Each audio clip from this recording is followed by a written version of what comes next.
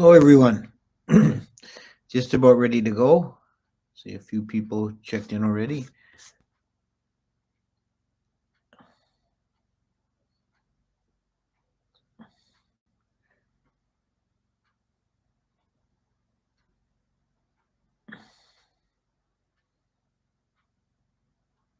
I tried something a little different with the setup this time, so hopefully, I'm thinking that may stop the interrupted streams we've had a few times. We'll see. Okay, let's go. Namo tassa bhagavato arahato samma sambuddhassa. Namo tassa bhagavato arahato samma sambuddhassa. Namo tassa bhagavato arahato samma sambuddhassa. Okay, welcome everyone. This is the fourth in a series I'm doing on the stages of insight, using as a basic text Mahāsi Sayādaw's Progressive Insight, which you can easily find on the internet. This, as I explained in an earlier talk, this is based on the Relay Coach Sutta in the Majjhima Nikaya, and it follows the same scheme as Visuddhimagga. Mahāsi Sayādaw was a great Burmese master of the mid-20th century, and this book is a real gem, in my opinion. It's a fairly short work. It's well worth studying for anyone interested in Vipassana.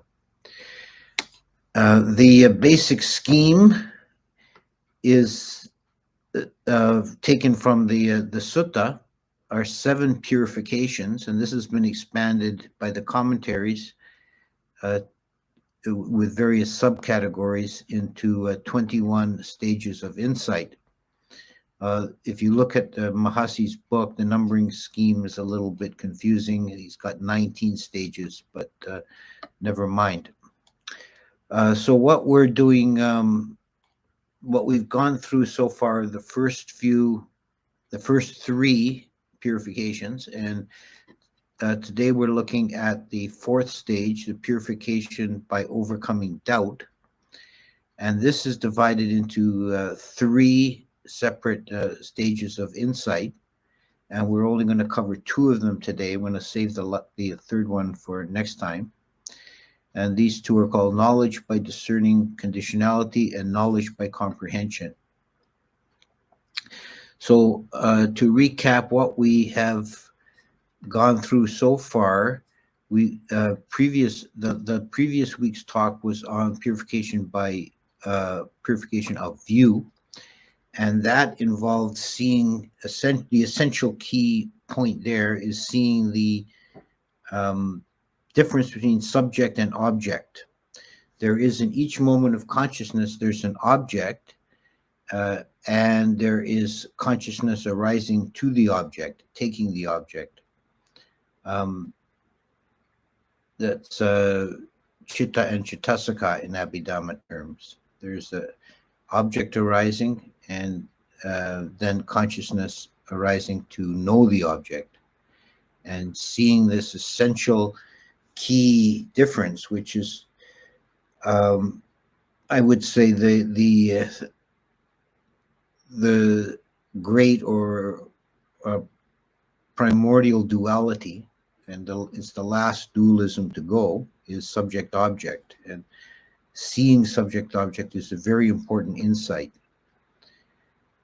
Having seen the difference between subject and object, then the understanding of reality begins to become more clarified, and we begin to get new insights. And this is what we're dealing with in today's talk.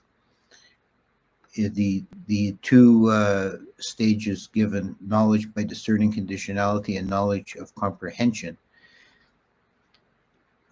Knowledge, the first one, knowledge by discerning conditionality, means we begin to see cause and effect. And this comes out of seeing the the dichotomy of subject-object, because we see that, oh, because there's an object, my consciousness arises to the object, and the consciousness arises because of the object. In each moment of consciousness, there is a coming together of an object and a subject. And if there's no object, consciousness can't arise to it. So, for example, if there's a sound in the room, ear consciousness may arise to take the sound as an object. But if the room is completely silent, ear consciousness doesn't go out, doesn't arise. And if there's a thought passing in the mind, then mind consciousness arises. It takes the object of the passing thought, and so forth.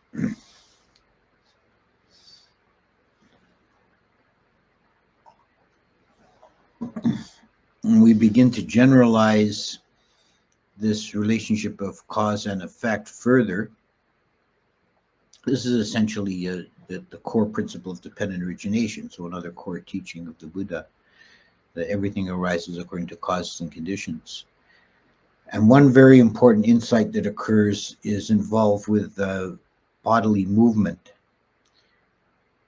We begin to see there is no movement of the body without a prior intention. And this is actually very important, and there's a key point of practice here, is that while we're noticing various classes of objects, and we're trying to be non-discriminating, like whatever arises to consciousness at this moment, that's the correct object. Then we see intention as one of the classes of object. Like if I'm going to move my arm, first there has to be an intention to move, then the movement follows. So as the point of practice, here is to make a particular effort or a particular point of noticing intentions as they arise, acts of chaitana or volition. This is very important and will accelerate the process if you're noticing intentions. So, for example, you're sitting in meditation and you begin to feel stiff you feel an unpleasant sensation in the leg, and you decide to change your posture and you move the leg. If you're practicing properly, you won't just thrash out and move the leg on the first impulse. You'll notice in stages. You'll first notice discomfort in the leg, unpleasant sensation. Then you'll notice the intention to move arise in the mind, and then only then does the leg actually move. It requires first an intention. And noticing these intentions is an important key to getting along, furthering along on the path. And if you can notice these coarse bodily intentions, the intention to actually move a limb, there are more subtle bodily intentions that arise that are more difficult to notice. One of them is the intention to swallow. Periodically our mouths fill up with saliva and we swallow. So there's first the discomfort of having too much saliva in the mouth, then there's the intention to swallow, then there's the act of swallowing. And there's no swallowing without that intention. Even though it's a very slight, subtle intention, it is a volitional act. Now, some bodily functions are completely non-volitional, like the heart beating.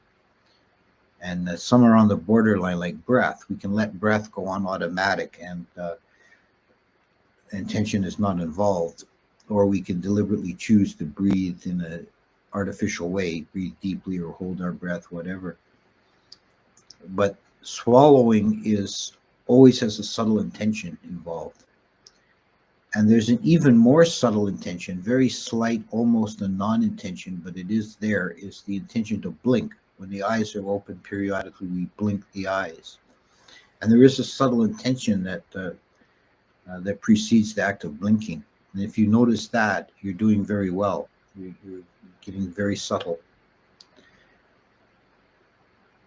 There's even an intention to think.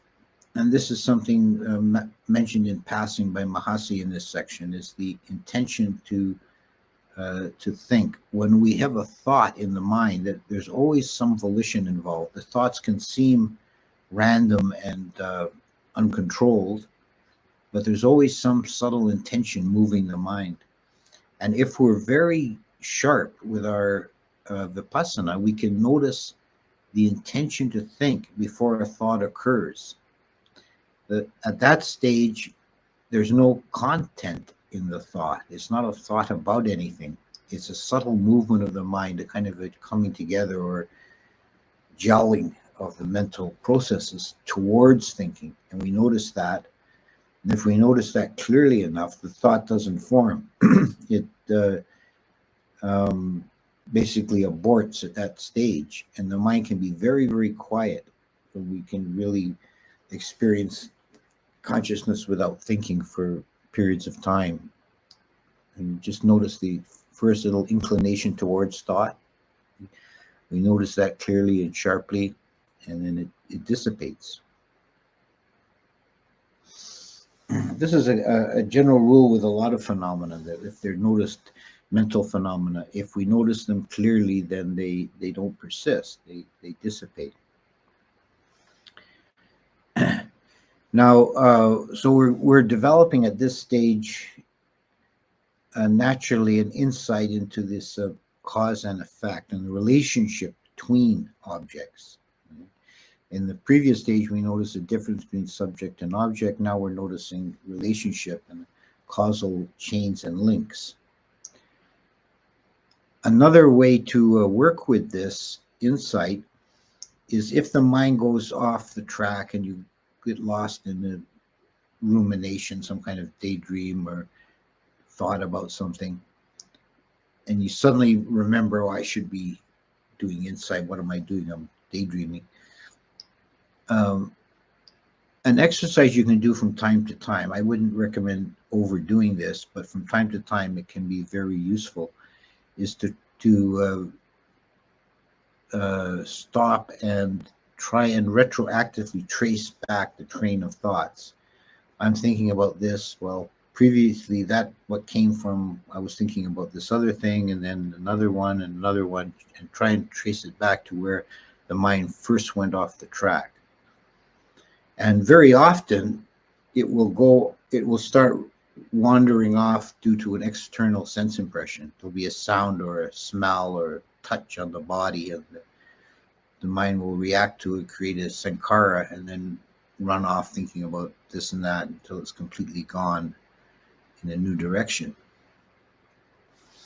And that can give you some insight into cause and effect, that thoughts are not as random as they seem.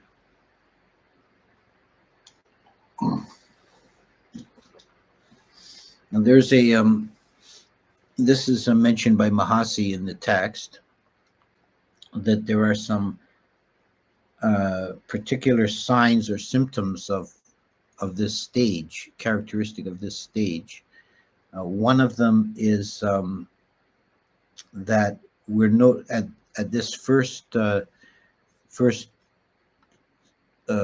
stage of purification of view, we're noticing clearly only the arising of objects and not their cessation.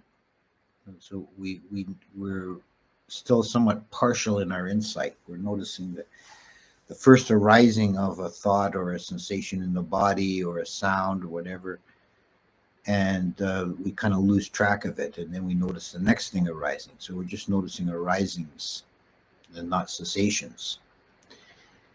Yet we're not noticing them yet clearly, and that's one characteristic of this stage. Also at this stage, and continuing on to the next one, we begin to experience a couple of characteristic phenomena. One is painful sensations in the body. Now there are different kinds of painful sensations in the body associated with meditation, and some of them have to do with bad posture, or maybe actually physical problems in the body. You might have an illness or an injury that is showing up. We're not really talking about that here. We're talking about purely mental phenomena that occur as various kinds of sensations in the body, usually painful, but they might be just itchiness or heat. Might be various kinds of sensations, tickles, various kinds of sensations that can arise in the body. And the effort should be not to react to them, but just to notice them clearly.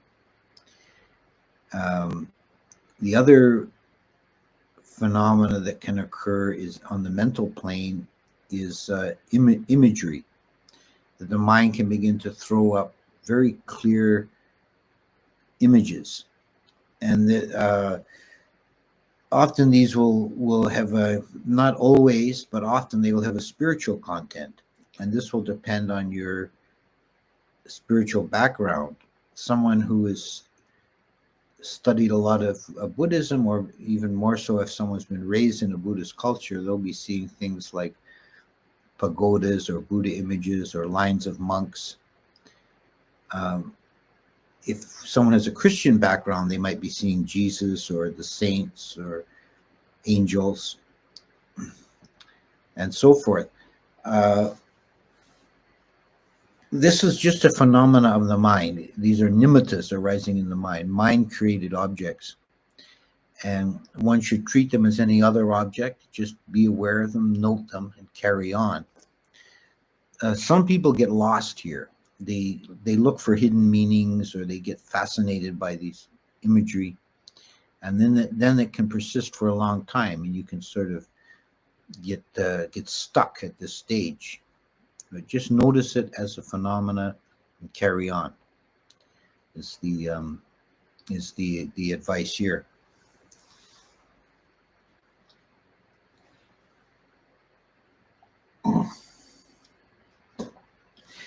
As this insight deepens, and insight into conditionality, the next one that arises is the knowledge of comprehension. And this means a new understanding of phenomena occurs. We begin to see also this is the characteristic here, is we begin to see also the ceasing of objects. We see an object arise and we see it cease. So this applies to mental objects as well as physical sensations and so on.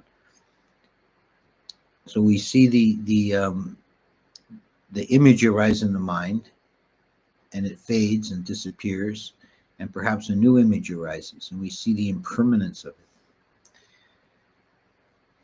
And this is where we begin to get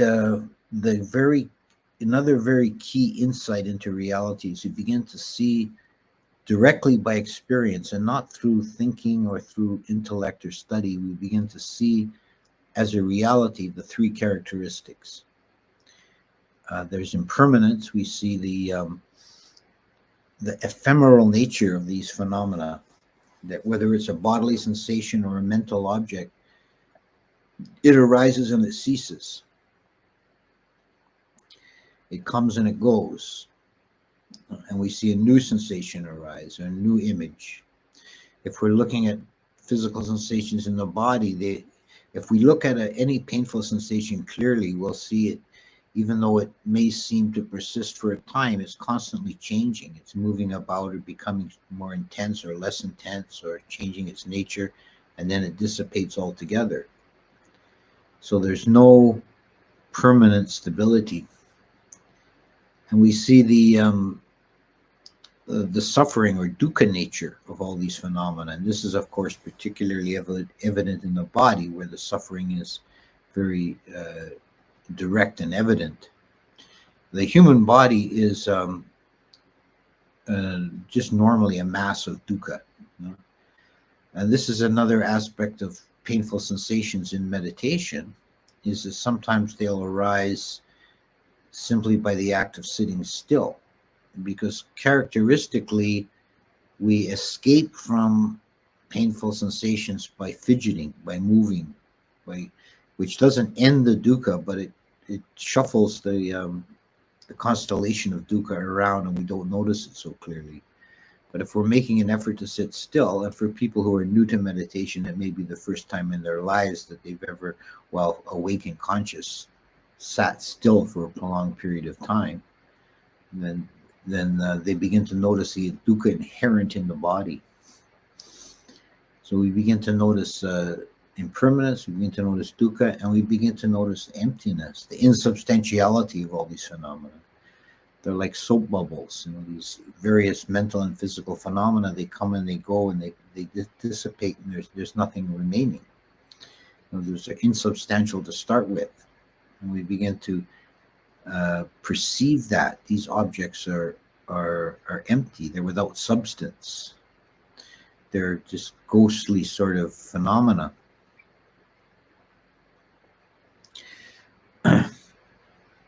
So with these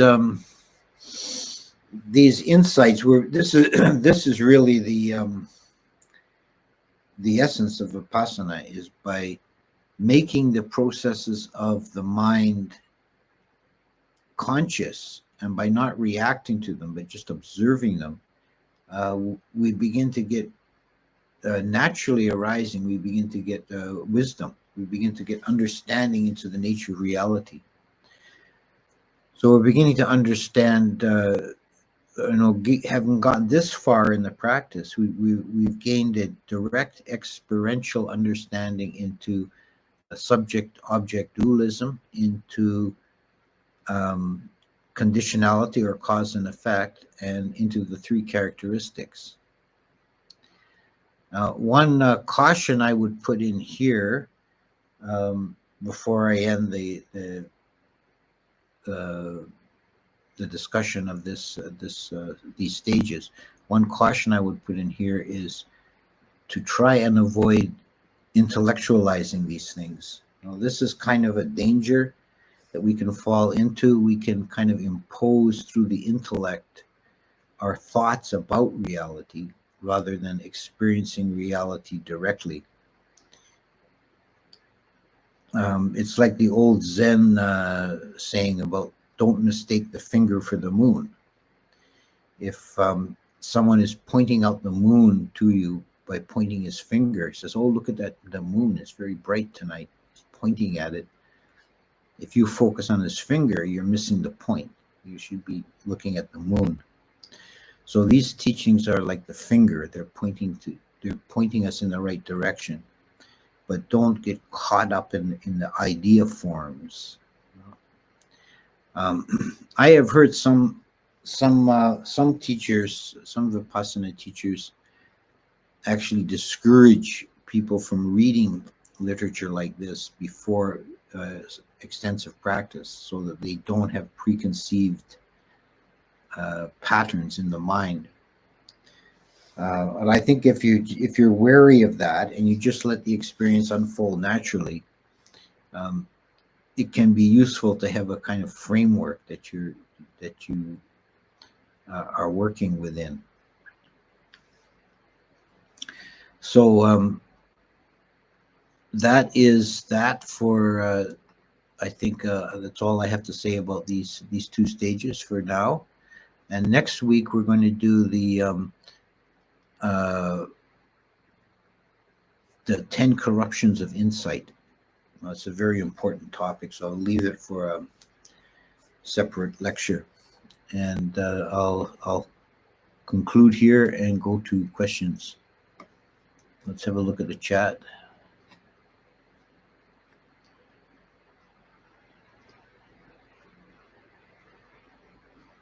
Someone says that their internet is freezing for them, but I think it may be just on their end. Let me know if you're having trouble with the feed. Okay, let's see. Question in Majjhima 140. The Buddha says everything has a deceptive nature except nibbana, which has an undeceptive nature. What does this mean? Is this an experience? And nibbana is completely outside ordinary experience. So everything has a deceptive nature in that our relationship to the phenomena of the world is always mediated by the senses and perception, sanya, and so on. Whereas experience of nibbana is immediate and total, so it's undeceptive. The sense I currently have from this practice is that all phenomena are chittasika. There is only one chitta and chittasika in some sense. This is correct view. In any given moment, yes, there's only one chitta and one chittasika. That's a correct understanding. But then in the next moment, there'll be a different chittasika.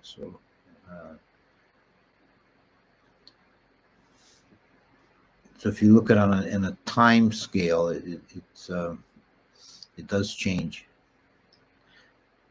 I have a question about Vedana. Both pleasure and pain are impermanent, not self and suffering. What is the difference? I want to know their difference phenomenologically. So what is the subjective experience difference of pleasure and pain, Vedana? Well, you have to distinguish between the actual sensation and the Vedana, which is a reaction to the sensation. So there's Vedana involves an emotive reaction, and things are experienced as pleasurable or painful or neutral. And I think this is a very rudimentary mental processing. You can see in terms of organisms, biology, how this is a useful function of mental processing for an organism. When some primitive organism is navigating the world, the distinction it needs to make is between those things that are beneficial to it, basically what it can eat, and those things which are harmful to it, say things that could eat it, and those things that it can ignore, they're neutral. So if it has this reaction, if it has a feeling of pleasure when it comes across something to eat, and it has a feeling of pain when it encounters something dangerous, then this is a useful kind of parsing of reality. And for us, at our stage of evolution, it's still there. It's a very immediate mental reaction to phenomena. There's also some difference discussed in Abhidhamma between physical pleasure and pain and mental pleasure and pain. It's only the body sense of the 5 physical senses. It's only the body sense that can feel pleasure and pain immediately, like directly, without processing, further processing. The Vedana arises immediately. Like if you touch something hot and you feel pain, that's not a matter of taste or choice. Nobody likes to be burned. It's felt as pain immediately. But for eye sense or ear sense, we see things as pleasurable or painful due to a mental discrimination. It's not immediate. Does this practice bring about sampajana and thereby nibbana? Would you please do a series on jhanas if you haven't already? I think I have talked about the jhanas extensively in the past. I may do it again in the future. This is the practice that leads to nibbana. This is the purpose of doing Vipassana is to, by understanding reality, then to transcend conditionality and realize that the deathless. And we'll get there eventually in this series. What is your opinion of Goenka method? If you ever considered doing one of those 10 days retreat, it would be interesting to hear your opinion. I have no really fixed opinion on Goenka method because I'm not really conversant with it. I know about it in theory, and I've tried it a little bit on my own, but I've not done a 10-day retreat. I was taught originally, the first practice I took up was Mahāsi Sayādaw method of Vipassana, and I've always had a great deal of respect and admiration for that method. From people I've spoken to, the Goenka method does seem to be a useful one. It does seem to work. It's a completely different approach, and I'm not really qualified to critique it, having not done the practice myself. As I said at the very first talk, let's always be careful to distinguish between Vipassana itself and the meditation techniques. Vipassana should be thought of as a state of mind, of clear seeing. And these methods, like the Mahāsi method that I'm discussing, or the Goenka method, or the Pa'ak method, these are methods or techniques of attempting to access that state of mind. So if someone says they're doing Vipassana meditation, that's only loosely speaking. That they're meditating towards Vipassana or for Vipassana. Next question. What is the nature of moments where there are no Chittasakas? I couldn't quite understand my experience of this. It felt somewhat incomprehensible. Yeah,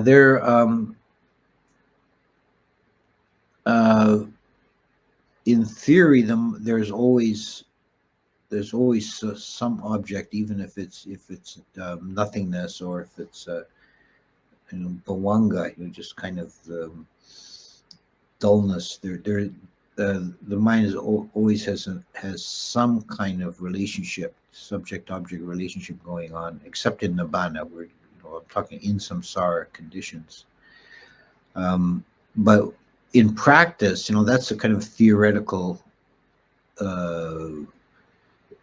analysis. But in practice, we do experience these periods of time when the mind is very quiet and there's no evident object.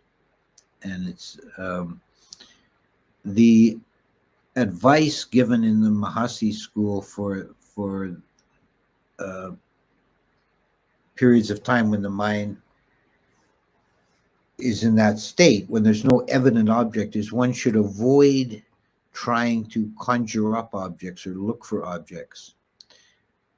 And one sort of auxiliary practice that Mahāsi recommends is to avoid that kind of thrashing about with the mind. Is first of all, you can go back to the breath on the abdomen, or another practice is to do a kind of body scanning, where you notice points of touch.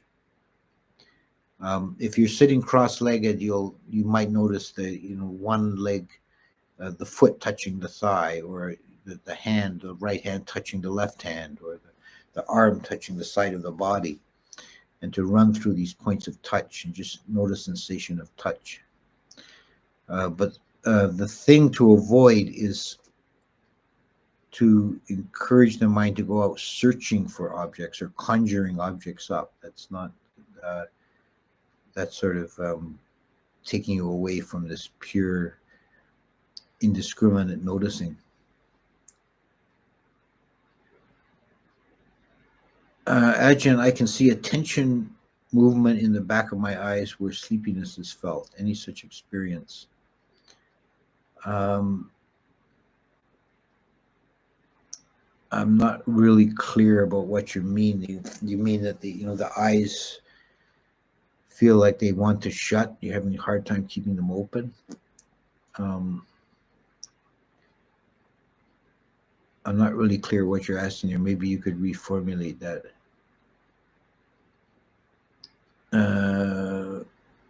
Thank you Bhante, for clarifying. Is nibbana an object of mind consciousness, or is independent of the mind as well?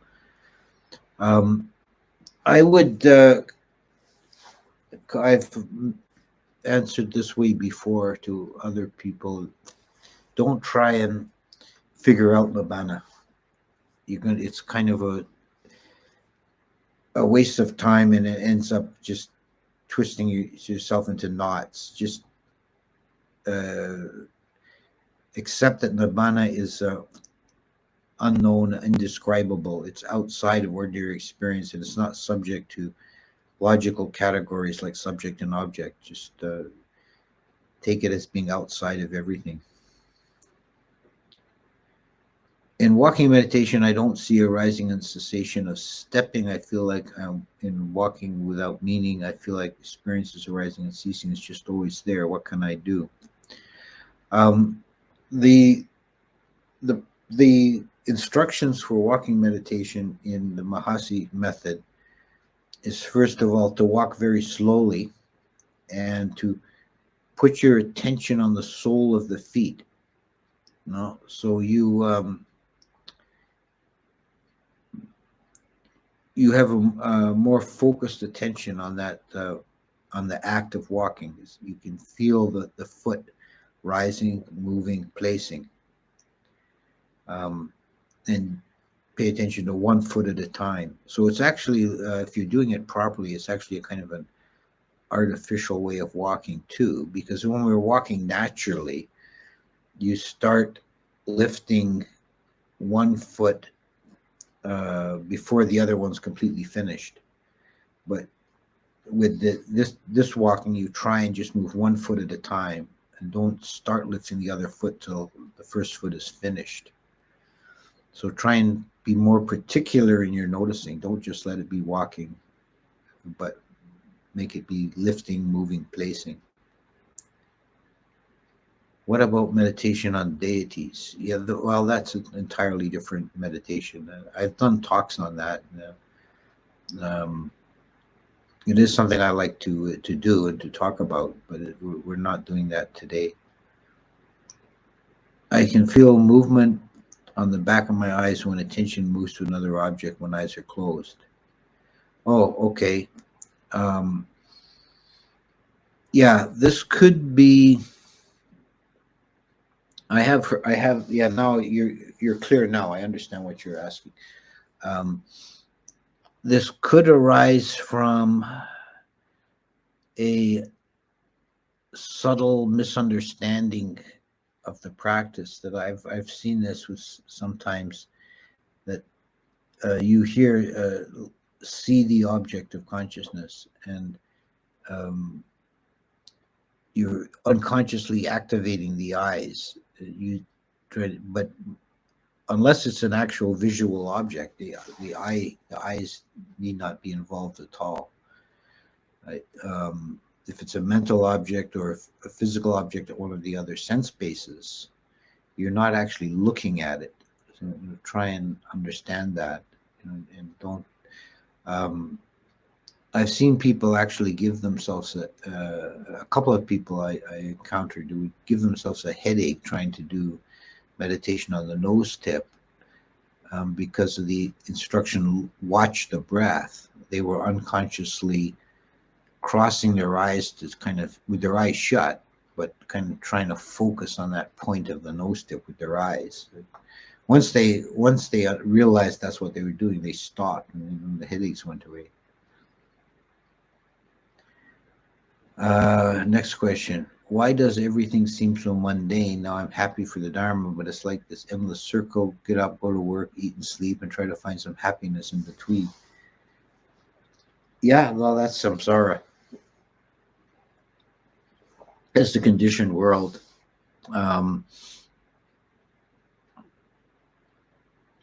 All I can say is, try and find joy in all experience. Try and find